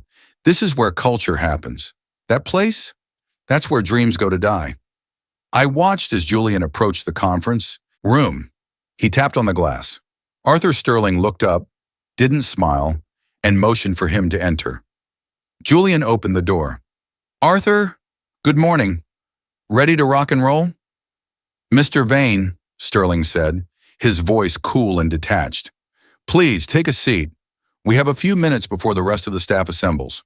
"Sure, sure," Julian said, pulling out a chair at the head of the table. "Actually," Sterling corrected him, pointing to a chair on the side, "that seat is reserved for the chairman. Please sit there." Julian faltered for a second, a flicker of annoyance crossing his face, but he recovered quickly with a laugh. "Right, the mystery man. Is he actually showing up today? I thought he was a silent partner." "He prefers to be hands-on during transitions," Sterling said. He looked at Sarah, who was hovering in the doorway. "This is a closed meeting for employees and shareholders, Miss—" "This is Sarah," Julian interrupted, waving her in. "My partner. She's vital to my process. She's here for moral support. I assume that's not a problem? We're all family now, right?" Sterling looked at Sarah. I could see the microscopic tightening of his jaw. He knew exactly who she was. "If she wishes to observe," Sterling said, "she may sit in the back, but she is not to speak." "She won't say a word," Julian promised, winking at Sarah. "Just having her here brings me luck." Sarah beamed and took a seat in the corner, crossing her legs elegantly. She looked like a queen watching her knight prepare for a tournament, unaware that the dragon was already in the room. The feed showed the rest of the staff filing in. There were about 30 of them. They filled the chairs around the perimeter of the room, standing along the glass walls. The air was thick with tension. They looked at Julian, hoping for reassurance. Julian leaned back in his chair, spinning a pen in his fingers. He looked confident, bored even. He checked his watch. "So," Julian said to the room, his voice projecting, "I know everyone is wondering what's going on. Big changes, exciting changes. Nemo Acquisitions has come on board to help us scale. Basically, they're the bank, and I'm the driver. Nothing changes about the culture. We're just going to have more fuel for the rocket." He looked at Sterling for validation. Sterling didn't nod. He just stared at the door. I closed the tablet. We were 2 blocks away. "We're here, sir," Cole said. The car pulled up to the curb in front of the converted warehouse building. The rain had stopped, but the pavement was slick and black. I stepped out. The air was cool. I buttoned my jacket. I walked into the lobby. The security guard, a man employed by a firm I also owned, nodded to me. He held the elevator open. "Floor 4, sir." "Thank you." The ride up was silent. I watched the numbers tick up. 1, 2, 3, 4. The doors slid open. I stepped directly into the open plan office. It was empty. Everyone was packed into the glass fishbowl of the conference room. I could see them, and they could see me. The effect was instantaneous. The employees standing near the glass turned, their eyes widening at the sight of the stranger in the severe black suit walking through their workspace with the stride of a predator. Inside the room, Julian was still talking, his back to the glass wall. He was mid-gesture, pontificating about synergy. But Sarah saw me. She was facing the glass. Her eyes locked onto mine across the expanse of the office. Her smile vanished. Her face went slack. She blinked as if trying to clear a hallucination. She saw her husband, the man of beige cardigans and silent dinners, walking toward her looking like an executioner. The cut of the suit, the set of the shoulders, the cold, predatory focus. It was a man she had never met. She started to stand up, her hand going to her mouth. Julian noticed her reaction. He stopped talking. He turned around in his chair to see what she was looking at. I reached the double glass doors. I didn't knock. I didn't wait to be invited. I pushed the doors open. The heavy glass swung inward with a smooth whoosh. The silence in the room was absolute. 30 people held their breath. Julian remained seated, looking me up and down with a mix of confusion and amusement. He didn't recognize the threat. He only saw the husband. "Ethan," Julian laughed, a nervous barking sound. "What the hell are you doing here? Did you follow Sarah? Look, man, this is a private business meeting. You can't just barge in here because you're having a marital crisis. It's embarrassing." He turned to Sterling, rolling his eyes. "Arthur, sorry about this. This is Sarah's ex. He's having a hard time letting go. Can we get security to escort him out? Arthur Sterling stood up slowly. He smoothed his tie. He looked at Julian with an expression of profound pity. Mr. Vane, Sterling said, his voice ringing clearly in the silent room. I believe you are mistaken. Sterling gestured toward me with an open hand. Please rise, Sterling commanded, and welcome the chairman of Nemo Acquisitions, the owner of Obsidian Creative. Julian's smile froze. It didn't fade. It just stuck there, a rictus of malfunction. His brain couldn't process the data. Sarah let out a small, strangled gasp. Ethan? I didn't look at her. I walked past the stunned employees. I walked past the table. I walked directly to the empty chair at the head of the table, the one Sterling had reserved. I stood behind it, placing my hands on the leather backrest. I looked down at Julian, who was still sitting, frozen in his casual slouch. You're sitting in my chair, Julian, I said softly. The room was so quiet you could hear the hum of the air conditioning. Julian looked at Sterling, desperate for a punchline. Arthur? What is this? Is this a joke? No joke, Mr. Vane, Sterling said. Mr. Blackwood is the sole proprietor of the holding company that acquired your debt and your equity. He is your boss. Julian's face went pale. The blood drained out of him so fast it looked like he might faint. He looked at Sarah. She was shaking her head, her hands trembling over her mouth, her eyes wide with a dawning, horrific realization. Get up, I said. It wasn't a shout. It was an order. Julian scrambled out of the chair. He nearly tripped over the legs. He backed away, bumping into the whiteboard behind him.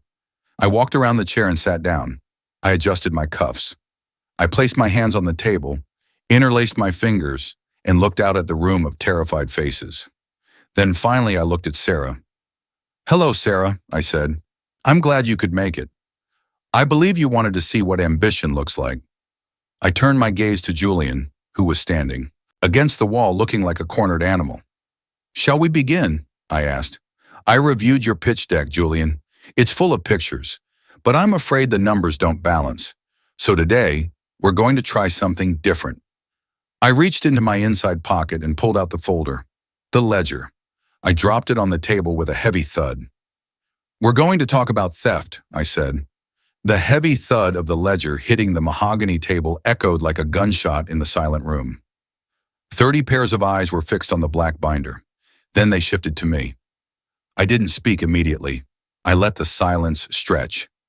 I let it wrap around Julian's throat like a wire. In negotiations, silence is the heaviest element on the periodic table. Weak men rush to fill it with noise, and in doing so, they reveal everything. Julian was sweating. A single bead rolled down his temple, bypassing his designer sunglasses, which he had hastily removed and disappearing into the collar of his shirt. He looked at the ledger, then at Arthur Sterling, and finally, desperately, at Sarah. Sarah was frozen. She sat in the corner chair, her hands gripping her knees so tightly her knuckles were translucent. She was staring at me, but she wasn't seeing the husband she had left 3 days ago. She was seeing a stranger wearing her husband's face, speaking with a voice she had never heard, cold, resonant, and terrifyingly authoritative. Theft, Julian stammered, his laugh bubbling up again, hysterical and thin. That's a strong word, Ethan. We're all professionals here. Creative accounting is just part of the game. You know that. Arthur knows that. Mr. Sterling knows the law, I said, opening the binder, and the law calls it embezzlement. I turned the page, the paper crisp and loud. Page 14, I read, my voice projecting clearly to the back of the room where the junior graphic designer stood. March 12th, dinner at Pair C, $850, labeled as Client Acquisition Tech Sector. I looked up. I locked eyes with Sarah. March 12th, I said to her. That was a Tuesday. You told me you were at a charity board strategy session. You came home at midnight, complaining about the committee chair. Sarah flinched as if I had slapped her. Her face drained of color. The employees exchanged glances. They weren't stupid. They knew exactly what client acquisition meant now. Page 18, I continued, flipping the page. April 4th, the Standard Hotel, Highline, 2 nights, deluxe king suite, room service, spa package. Total cost, $2,400, labeled as location scouting. I looked at the staff. Did anyone here see a location report for a project at the Standard? A young woman in a hoodie shook her head slowly, her eyes wide. We don't have any projects in hospitality, she whispered. No, I said. You don't, because this wasn't location scouting. This was an affair. I looked at Julian. He was leaning against the whiteboard, looking like he wanted to phase through it. You funded your lifestyle and your seduction of my wife with the operating capital of this company, I said.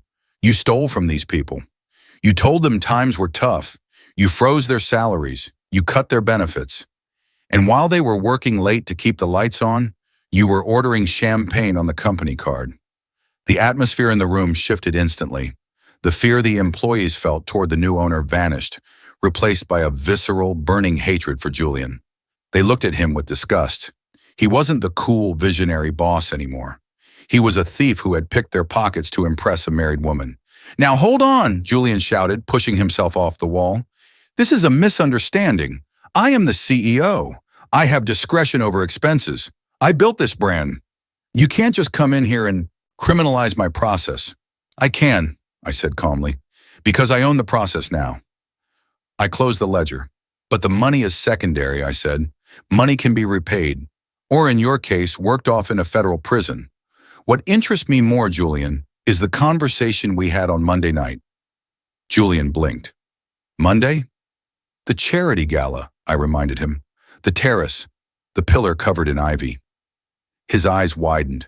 He remembered. You didn't see me, I said, standing up and walking slowly around the table toward him. But I heard you.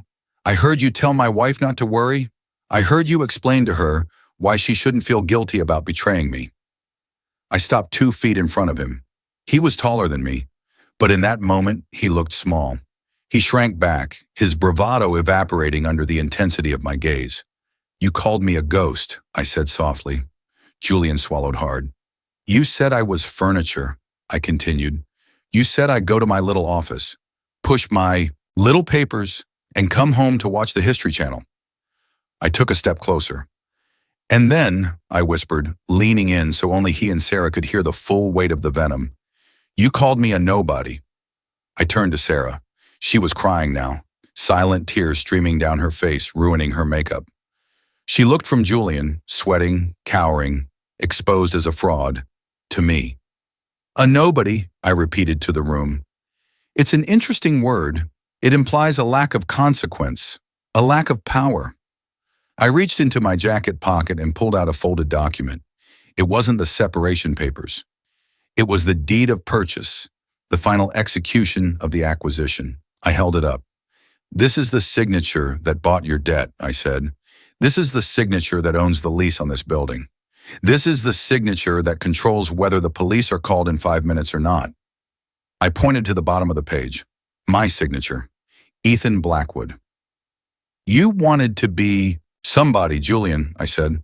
Well, congratulations. You are now the personal property of a nobody. Julian looked at the document. He looked at the signature. The reality of his situation crashed down on him. He wasn't just fired. He was legally cornered. The bridge loan he thought he had secured was a trap. The buyout was a hostile takeover disguised as a rescue. Ethan, Julian croaked. Look, man, I didn't know. Okay? I didn't know it was you. If you had known, you would have what? I asked. Stolen less? Lied better? We can work this out, he pleaded, his hands coming up in a submissive gesture. I'm an asset to this company. The clients love me. If you fire me, the agency tanks. You lose your investment. I didn't buy this agency for the investment, I said coldly. I bought it for the entertainment. I turned back to the table and looked at Arthur Sterling. Arthur, I said, what is the penalty for corporate embezzlement in the state of New York for amounts exceeding $50,000? Grand larceny in the second degree, Sterling recited without looking at a law book. Class C felony, up to 15 years in prison, plus restitution. 15 year, I mused. That's a long time to be away from the Hamptons. Julian's knees actually buckled. He grabbed the back of a chair to steady himself. "Please," he whispered. "Ethan, don't do this." "I haven't done anything yet," I said. "I'm just reviewing the personnel files." I walked back to the head of the table. I didn't sit down. I looked at the employees.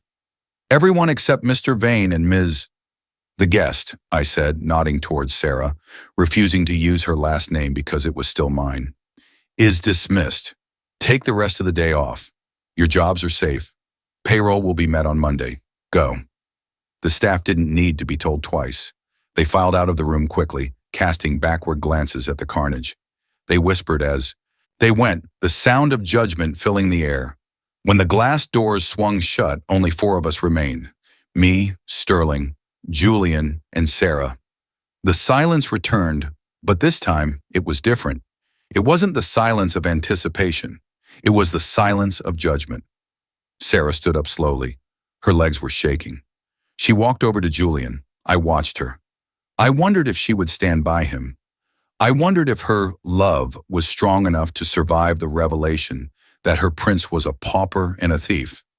She looked at Julian. He wouldn't meet her eyes. He was staring at the floor, muttering to himself about technicalities. "You lied to me," she whispered. Julian snapped his head up. "I didn't lie. I just managed the truth. I did it for us, Sarah. I wanted to give you the life you wanted." "You stole it," she said, her voice trembling with revulsion. "You stole it from him." She pointed at me. "And you used me to do it." "Oh, don't get high and mighty now," Julian snapped, his cowardice turning into aggression. "You enjoyed the dinners. You enjoyed the hotel suites. You drank the champagne. You didn't ask where the money came from when you were moaning my name." Sarah recoiled. The vulgarity of it, the cheapness, hit her like a physical blow. She saw him then, truly for the first time. He wasn't a visionary.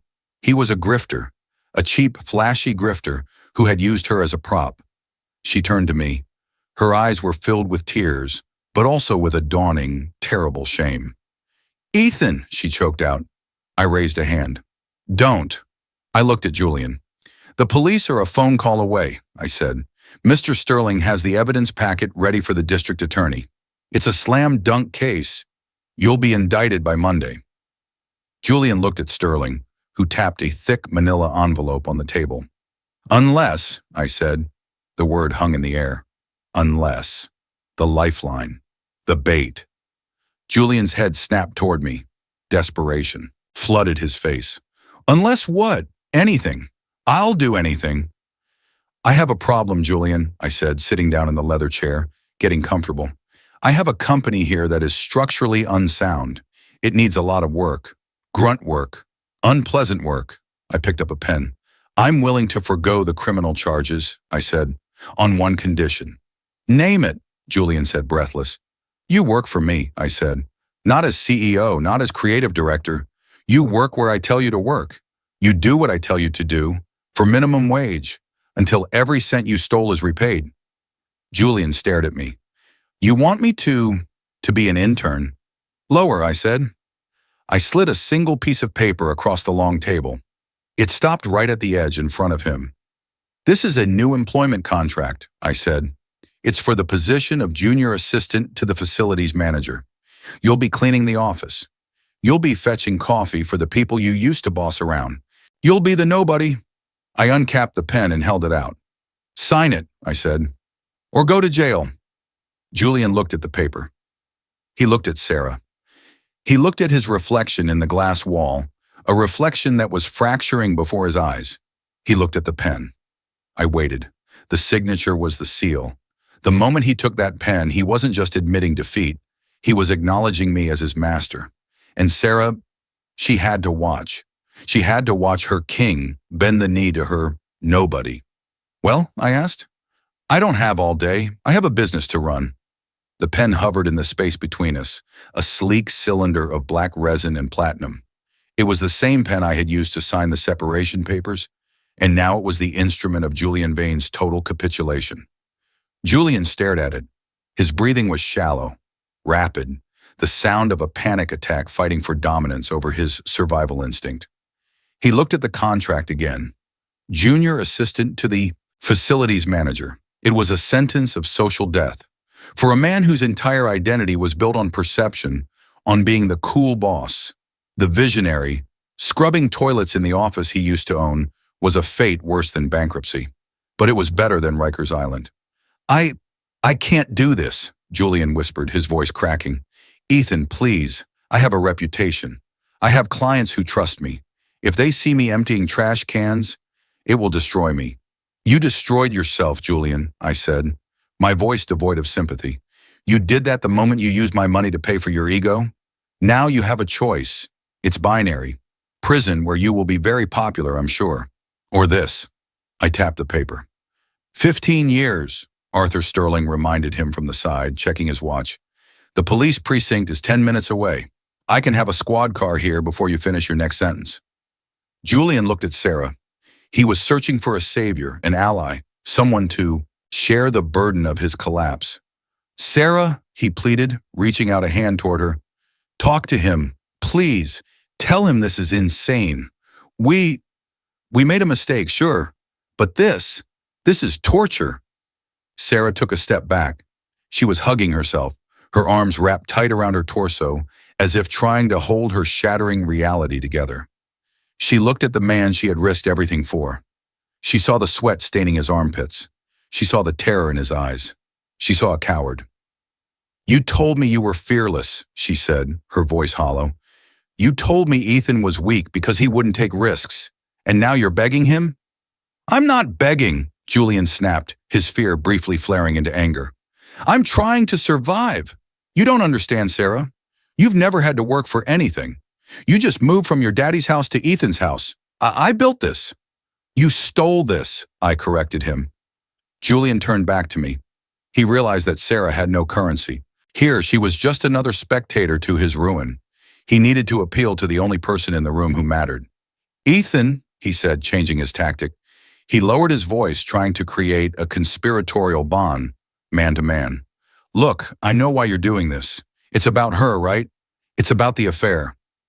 I didn't blink. I just watched him dig. I get it, Julian continued, rushing his words. You're angry. You have every right to be. But let's be real for a second. It wasn't just me. It takes two, right? She came on to me. Sarah gasped. The sound was sharp, like a glass breaking. What? Julian didn't look at her. He kept his eyes locked on mine, desperate to sell me the narrative that would save his skin. It's the truth, Ethan, he said, his voice gaining a frantic momentum. She was unhappy. She wouldn't stop complaining about you. She said you were boring, that you were dead weight. She pursued me. She wanted the dinners, the hotels. She pushed for the lifestyle. I got caught up in it. I was trying to impress her. If it weren't for her demands, I wouldn't have dipped into the company funds.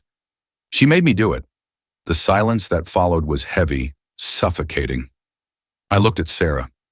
She was staring at Julian with a look of pure, unadulterated horror. It wasn't heartbreak. Heartbreak implies love.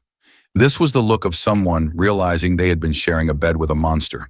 The man who had whispered promises of eternal love and adventure was now framing her as the architect of his crimes to save himself from mopping floors. You coward, Sarah whispered. Tears were streaming down her face, but they weren't tears of sadness anymore. They were tears of fury. You pathetic little coward. I'm the coward? Julian spat back, his face twisting into a sneer. You're the one who left a good man because you were bored. You're the one who wanted to play pretend. Well, guess what, princess? The game is over. I'm not going to jail for your midlife crisis. He turned back to me, his face hopeful. See, Ethan? I was a victim here too. She manipulated both of us. It was a masterclass in self-preservation. It was disgusting, and it was exactly what I wanted Sarah to see. I leaned forward. Julian, I said softly. Yeah? Shut up. The hope vanished from his face. I don't care whose idea it was, I said. I don't care who seduced whom. That is an emotional matter. I am dealing with a financial matter. You stole $300,000 from my company. You are going to pay it back. I pointed to the contract again. Last chance, I said. Sign the paper, or Arthur makes the call. Julian looked at the phone in Sterling's hand. He looked at the door. He looked at his future. He realized there was no negotiation. There was no charm offensive that could work on me. I was the wall he had crashed into. He reached out. His hand was shaking so badly that he knocked the pen over before he could grasp it. It rolled across the table. He scrambled to pick it up. He gripped it like a lifeline. He bent over the paper. He hesitated one last time, his ego screaming in protest. "Do it," I commanded. Julian signed. It was a messy, jagged scrawl, nothing like the flamboyant signature on the acquisition deal. It was the signature of a defeated man. He dropped the pen. He slumped back, exhaling a breath that sounded like a sob. "Good," I said. I picked up the contract and handed it to Sterling. "File this. Garnishment of wages begins immediately. Minimum wage, no benefits." I stood up. I buttoned my jacket. "Julian," I said. He looked up, his eyes red-rimmed, broken. "The men's restroom on this floor has a leak in the second stall," I said. "There's water on the floor. It's a liability hazard." Julian stared at me. "That's your first assignment," I said.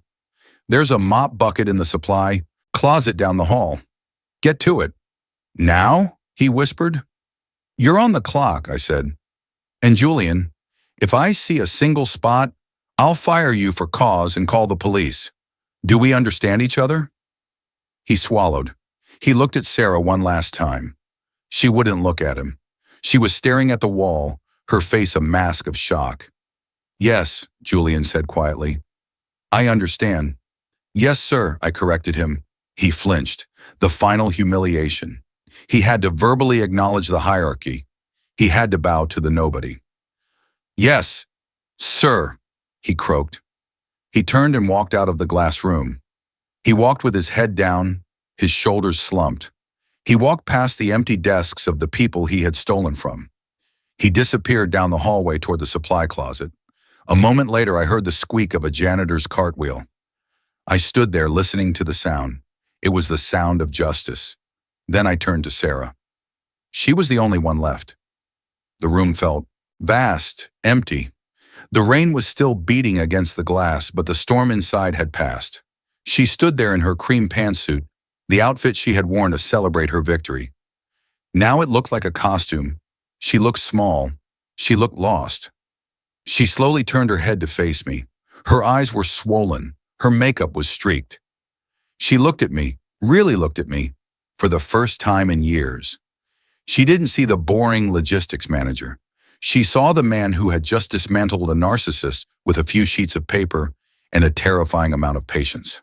"Ethan," she whispered. Her voice was trembling. I didn't know. I swear." "You didn't know what?" I asked, my voice cool, detached. "That he was a thief or that he was a coward?" "Both," she sobbed. He told me he loved me. He told me we were soulmates." "He told you what you wanted to hear, Sarah. Just like you told yourself what you wanted to believe about me." "I was wrong," she cried, taking a step toward me. "Ethan, I was so wrong. I see that now. He's disgusting. What he said about me, blaming me." "He did what people like him always do," I said. "They survive, at any cost."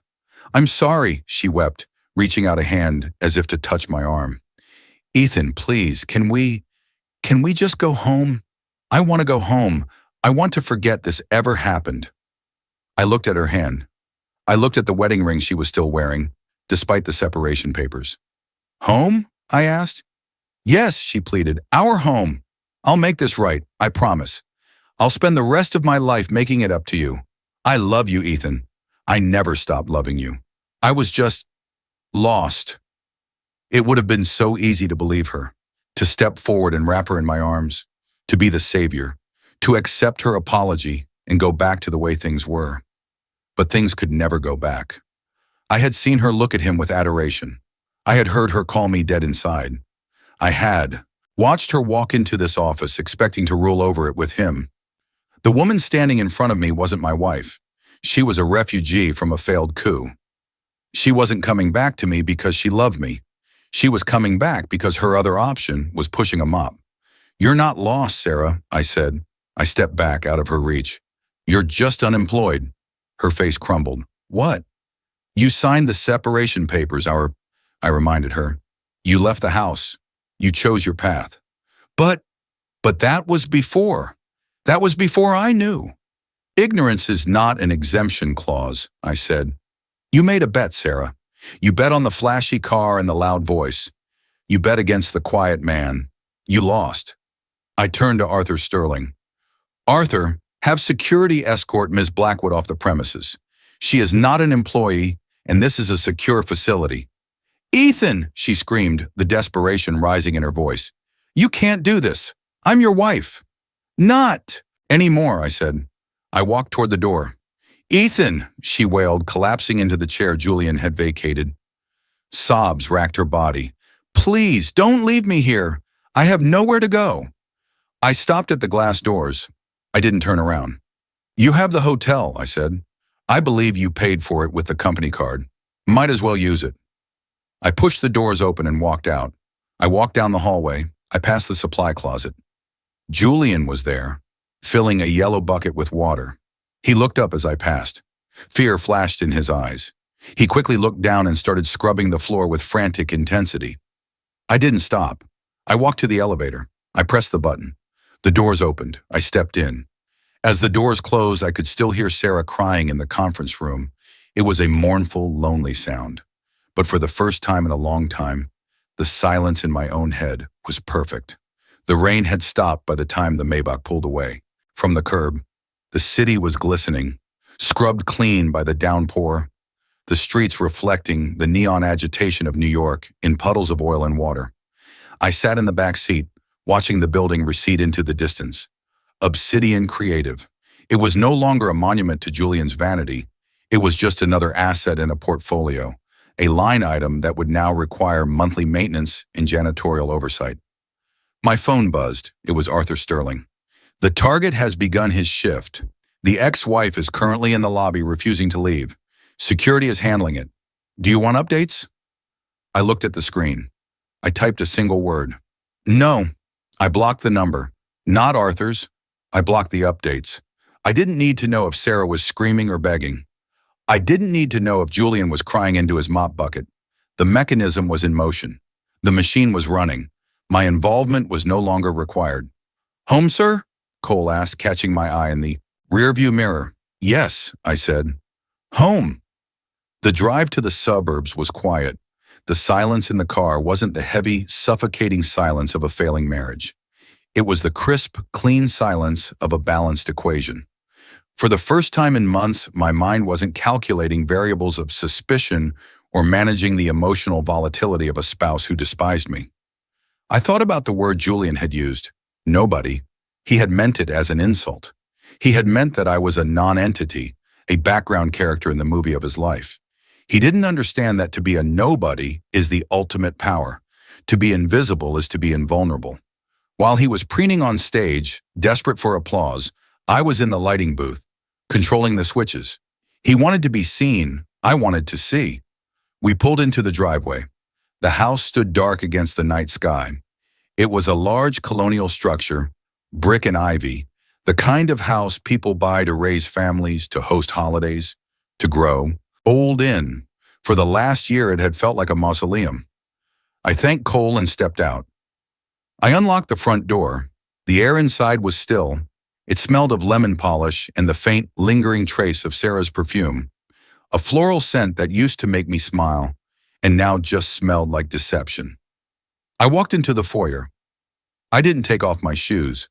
I walked through the living room, past the sofa where she had told me I was boring, past the dining table where Julian had toasted to his own destruction. I walked up the stairs to the master bedroom. The bed was stripped, just as I had left it. The white linens I had put on the guest bed were still pristine. I went to the closet. Sarah's side was a riot of color. Silks, velvets, designer labels she had bought with money she thought was endless. Her shoes were lined up in rows. Her bags were perched on the top shelf like trophies. I didn't feel the urge to burn them. I didn't feel the urge to throw them out the window. That would be dramatic. That would be something Julian would do. I pulled out my phone and dialed a number I had saved earlier that day. Logistics, a voice answered. This is Ethan Blackwood, I said. I need a removal team, tonight. It's 9 p.m., Mr. Blackwood. That's an emergency rate. I don't care about the rate, I said. I want a full pack out of the master bedroom and the guest bath. Women's clothing, personal effects, jewelry, everything. Destination? Storage Unit 4B at the depot on 12th. Prepay the lease for 3 months. Send the key to the address I'll text you. We'll be there in an hour. I hung up. 3 months. That was generous. It gave her 90 days to figure out who she was without me. After that, the contents would be auctioned. It was efficient. It was clean. I walked over to the nightstand. There was a framed photo of us from our wedding day. We were smiling, looking young and naive. I looked at the man in the photo. He looked hopeful.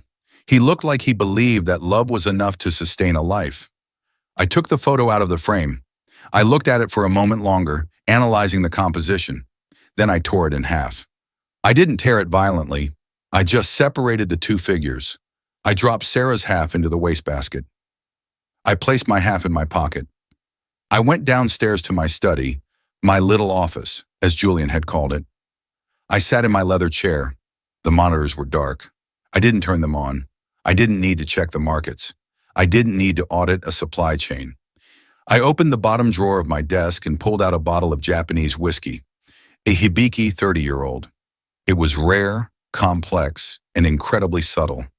I poured 2 fingers into a crystal glass. I took a sip. The liquid burned pleasantly, a warm fire settling in my chest. I sat there in the dark, listening to the house. In an hour, the movers would arrive. They would strip the house of her presence. By morning, there would be no physical evidence that Sarah had ever lived here. The walls would be bare. The closet would be empty. Some men would call this loneliness. They would feel the crushing weight of the solitude. But I wasn't some men. I thought about Julian, scrubbing the floor of the men's room, watching the water swirl into the drain, realizing that his empire was just dirt and tile. I thought about Sarah sitting in a hotel room she couldn't afford, staring at a phone that would never ring, realizing that the boring life she fled was the only thing that had kept her safe. They had mistaken my silence for emptiness. They had mistaken my reserve for weakness. I took another sip of whiskey. The truth was, I wasn't empty. I was focused.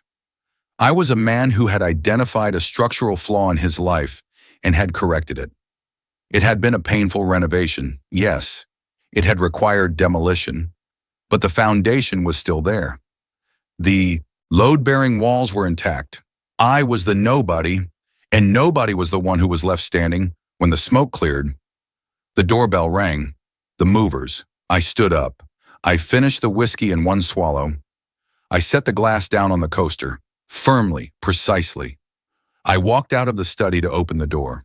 I was alone, and for the first time in a very long time, I was free.